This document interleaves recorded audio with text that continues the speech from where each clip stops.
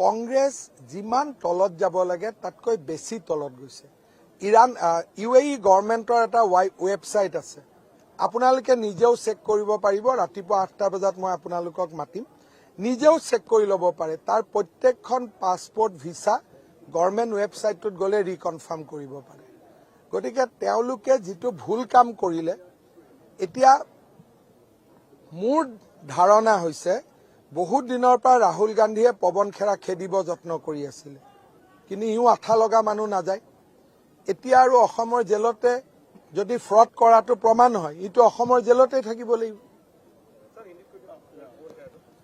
पवन खेरा ने आज 3 पासपोर्ट तीनों कंट्री का मेरा पत्नी का है बोल के उन्होंने एक प्रेस कॉन्फ्रेंस किया। साथ साथ मेरा बेटा का नाम में कोई सारा कंपनी का, ये लोग तो 52,000 करोड़ तक चला गया। असम में पूरा 52,000 बजट ही नहीं है। एक CM अगर 20 साल भी कमाएगा तो 52,000 नहीं हो सकता है। ये तो बेसिक बात है। हमने एग्जामिन किया, हर बात में प्लेस ऑफ बर्थ, स्पेलिंग सारे कुछ गड़बड़ी थे।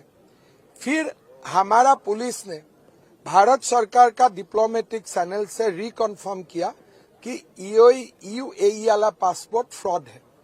बाकी और 2 जो पासपोर्ट दिया है, ये भी मेरा लगता है सोम मंगल बुधवार तक वही स्टेट से आ जाएगा।